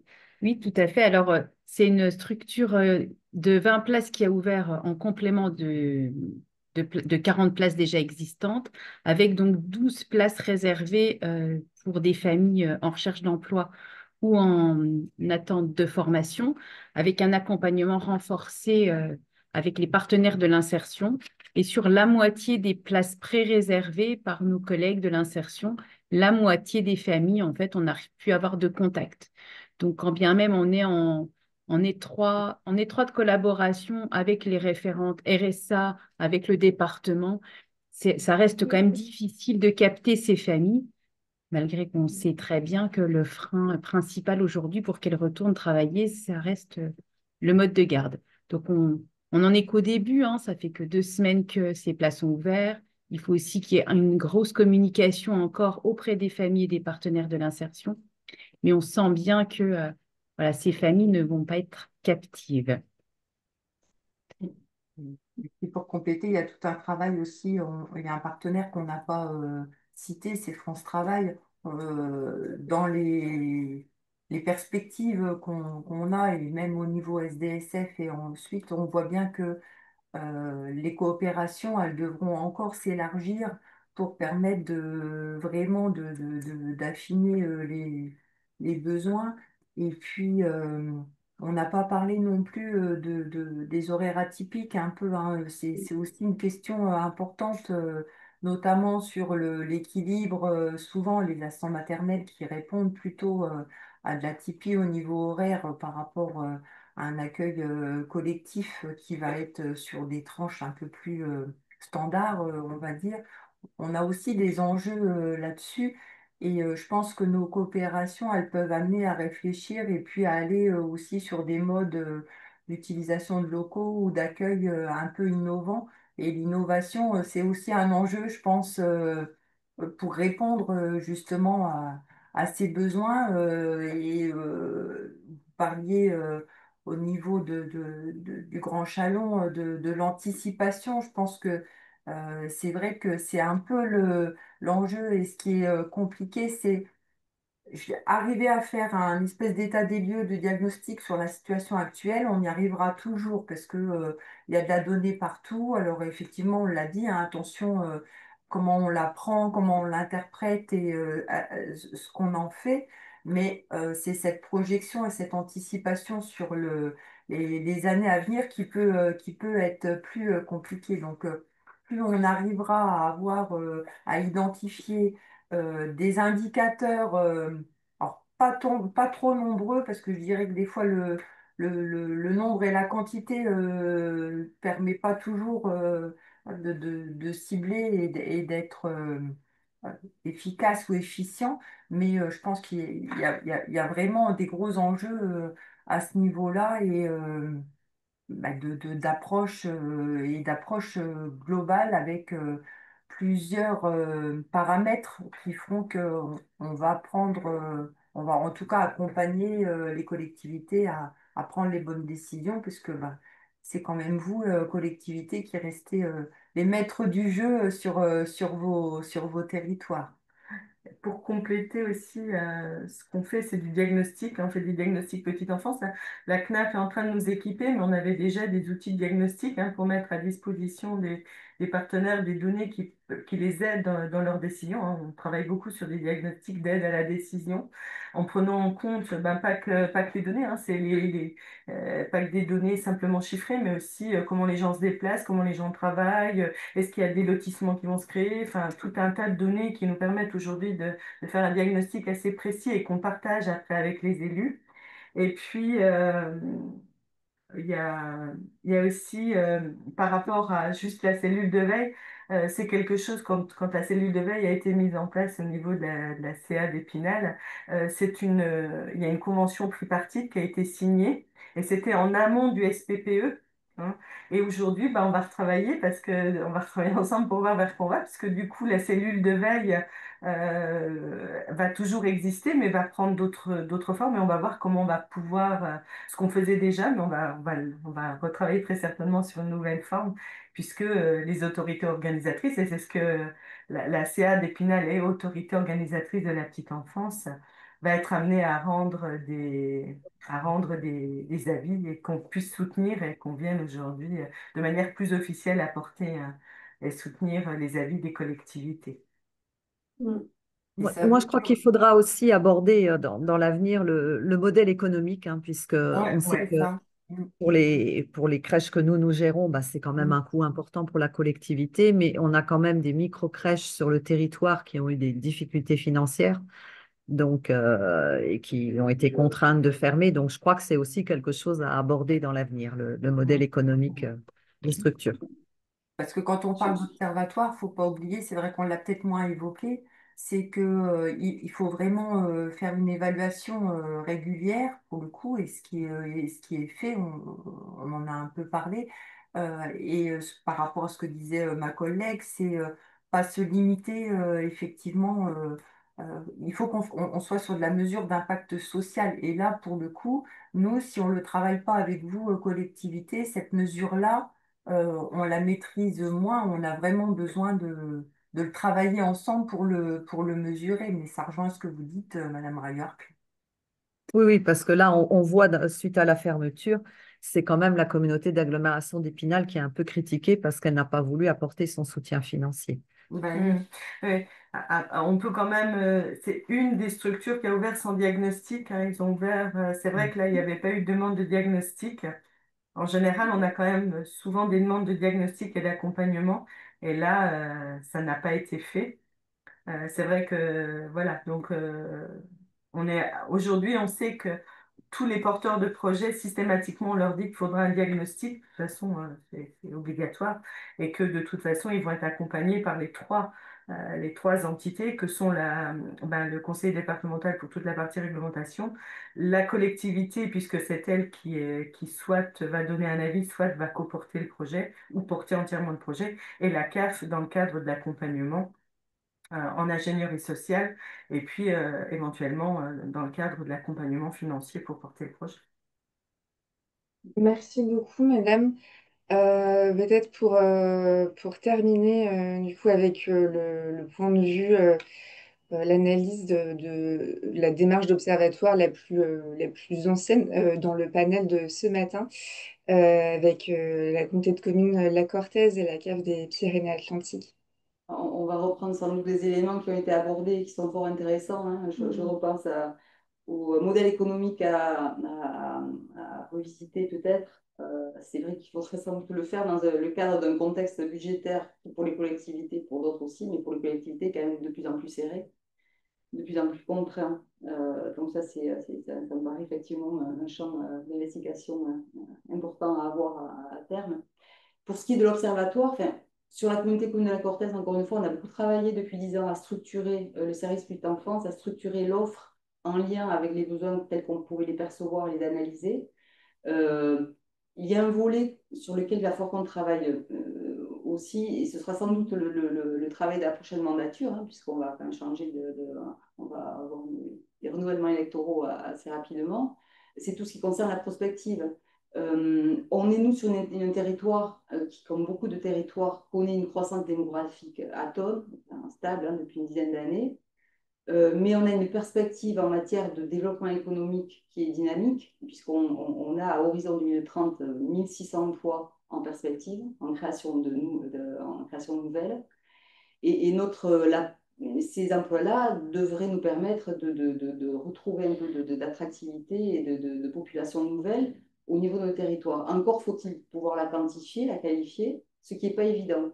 Je vois sur l'habitat, on travaille dans le cadre d'un programme local de l'habitat en croisant avec différentes données et ces données économiques. Et dans ce cadre-là, on a prévu la création de 2000 logements, là aussi sur ce même horizon, 2000 logements nouveaux, tant pour la population nouvelle que pour de nouveaux habitants. Pour les services qui constituent une de nos forces aussi dans l'attractivité de notre territoire, il faut aussi qu'on soit au rendez-vous. Mais voilà, la question sera de savoir si la baisse de l'offre également au niveau des assistantes maternelles, la baisse de la croissance démographique, voilà, et l'apport de populations nouvelles, éventuellement de familles avec des enfants à accueillir, voilà, s'équilibre ou s'il faut travailler sur un renforcement de l'offre. C'est tout le travail qu'il nous faut faire à moyen terme, et enfin, il nous faut démarrer pour des résultats à moyen terme.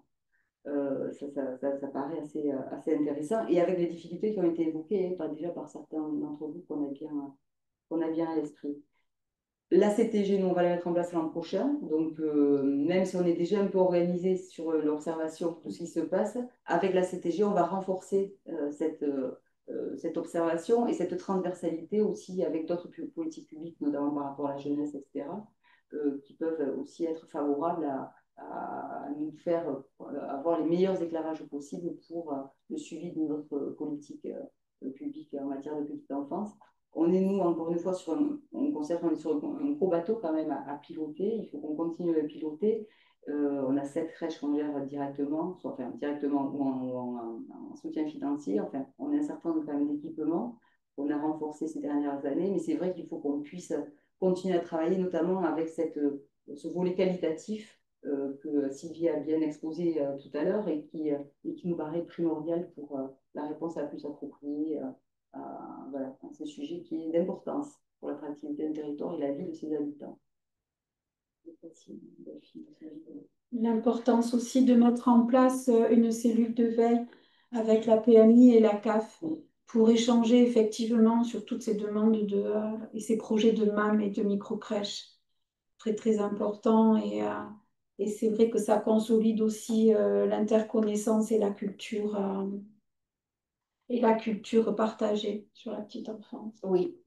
Oui, oui, moi, juste pour conclure, effectivement, moi, je trouve que la plus-value d'avoir un observatoire aujourd'hui dans notre contexte hein, d'un service public de la petite enfance, c'est vraiment, je le répète, mais je trouve vraiment que c'est vraiment un outil d'aide au pilotage de la politique petite enfance sur un territoire. Donc, je trouve que l'observatoire, il a vraiment sa plus-value là, puisqu'il va embrasser et embarquer toutes les dimensions, on l'a dit, en matière petite enfance, au niveau quantitatif sur l'offre et la demande, pour réguler aussi l'offre et la demande sur le territoire, en matière qualitative, et là, ça va se développer dans les prochaines semaines. Je trouve que c'est un véritable outil hyper intéressant et qui permet d'avoir la vision croisée des différents partenaires institutionnels sur les territoires aux côtés des autorités organisatrices. Et je trouve aussi que cet observatoire renvoie enfin, permet la structuration de cette politique publique, en fait, petite enfance sur les territoires. Je trouve que le fait que ce soit inscrit dans différents outils, ou démarches, comme le schéma départemental des services aux familles, comme dans le cadre de convention territoriale globale, qui réunit en fait l'ensemble des acteurs du territoire. Et ça, et en ce sens, je trouve que ça structure vraiment bien le développement, le maintien des services, la gestion des implantations et tout ce qui relève aujourd'hui de la responsabilité des autorités organisatrices dans le cadre du service public à la petite enfance et de la loi du plein emploi, en fait. Donc, moi, je trouve que c'est vraiment une plus-value. On l'a éprouvé, même si ce n'était pas dans ce cadre-là. Et aujourd'hui, ça va nous servir et ça va servir à la collectivité. Voilà. Et sur les perspectives de développement, il y en a plein, hein. Il va s'agir d'élargir effectivement le partenariat avec les places à VIP et France Travail ou des autres prescripteurs sur l'aspect qualité, sur l'aspect du modèle économique. Voilà. Mais du coup, on a un outil pour le faire et un outil qui réunit tout le monde autour de la table pour avoir cette vision. Voilà. Donc, moi, je trouve que CAF, on est vraiment dans notre rôle de pouvoir accompagner les collectivités à déployer toutes les missions qui relèvent des autorités organisatrices aujourd'hui. Voilà. Merci beaucoup. Je suis désolée, je vous propose qu'on reste juste 2 minutes supplémentaires car on a une dernière question dans la discussion qui est assez intéressante, d'actualité et concrète. Peut-être du côté de l'agglo d'Épinal ou du Grand Chalon pour voilà, illustrer surtout quelles instances vous avez sollicité enfin, le parcours dans le rendu de l'avis. Je crois que vous l'aviez évoqué, du moins Grand Chalon, pour premier avis négatif en 2025. Oui, oui, oui, tout à fait. Justement, j'avais levé la main parce que j'avais vu la question. Donc voilà, nous, ce qu'on a constitué pour pouvoir préparer la décision. Donc la décision est prise par le bureau communautaire et on organise en amont du bureau communautaire ce qu'on appelle un groupe de concertation.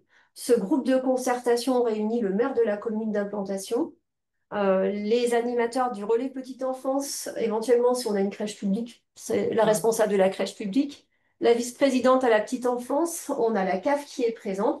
On avait invité la PMI, mais ils nous ont dit qu'on a reçu un courrier comme quoi ils refusent de participer, se considérant comme après c'était eux qui donnaient l'avis. Alors, je suis pas tout à fait, je trouve ça dommage. Je trouve qu'il serait vraiment un plus parce qu'ils ont, via notamment les puéricultrices de PMI, puéricultrices de secteur, ils ont une connaissance quand même assez fine des assistantes maternelles du territoire. Et donc, ce groupe de concertation se réunit sur la base d'un document que nous, on établit au niveau de la direction de petite enfance, qui consiste à une présentation avec, sur la zone qui est visée par le projet de micro-crèche privée, un certain nombre d'indicateurs sur la demande, sur l'offre. Ensuite, on a une présentation synthétique du projet on fait venir le porteur de projet qui présente son projet, mais vraiment sous l'angle, quand il commence à nous parler des locaux, du projet pédagogique, on dit non, on va vraiment être très précis. Nous, ce qu'on veut que vous nous expliquiez, c'est pourquoi vous avez identifié un besoin sur ce territoire et comment vous allez y répondre, on leur pose beaucoup de questions sur l'implantation, sur leurs horaires et sur leurs tarifs et les contraintes d'accueil qu'ils peuvent poser, qui peuvent très clairement être un vrai obstacle pour les familles selon la typologie des familles du territoire visé. Ensuite, la personne sort et on se retrouve au niveau du groupe de concertation à débattre autour de 2 questions. La première question, c'est le territoire est-il carencé? Et donc là, on en discute.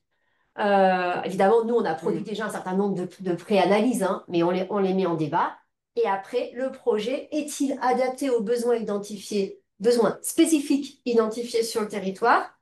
Et ensuite, du coup, moi, je suis toujours secrétaire de ces séances-là, donc je prends en note les avis ou commentaires de chaque membre du groupe de concertation. Et à la fin du groupe de concertation, du coup, tout ça est posé par écrit dans un rapport, hein, donc le rapport pour le bureau communautaire, dont les élus prennent connaissance et alimentent le débat. Voilà, donc ça c'est pour vous dire. Et la deuxième question, c'était sur la compensation financière, pour dire que nous, comme la compétence a été transférée en 2012, bien entendu qu'il y a une participation des communes.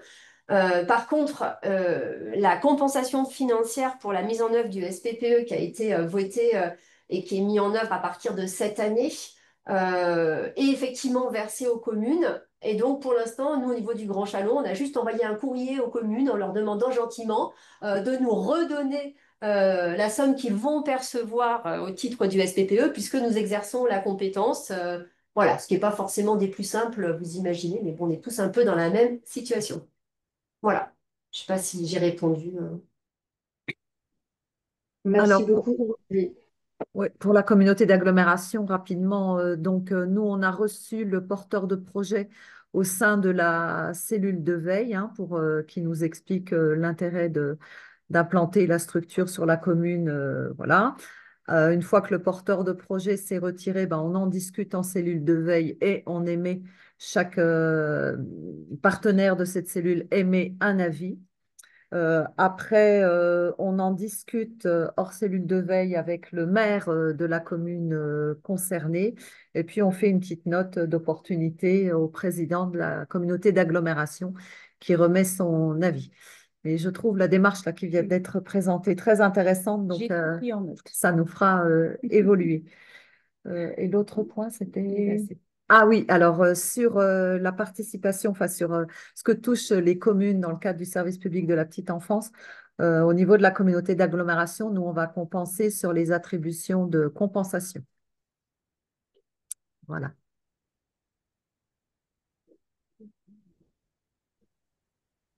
Merci beaucoup. Et j'espère qu'on a pu répondre à la plupart des questions. Comme nous l'avions indiqué, donc ce webinaire est enregistré. On mettra le replay aussi sur le site internet d'Intercommunalité de France. Romain Briot et moi-même restons à votre disposition pour voilà, plus de questions techniques sur la petite enfance. Et merci beaucoup à toutes les intervenantes pour leur retour d'expérience très riche ce matin.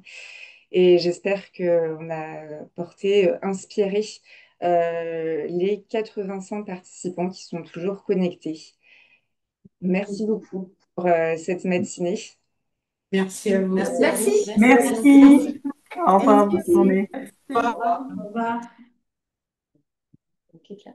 Oui.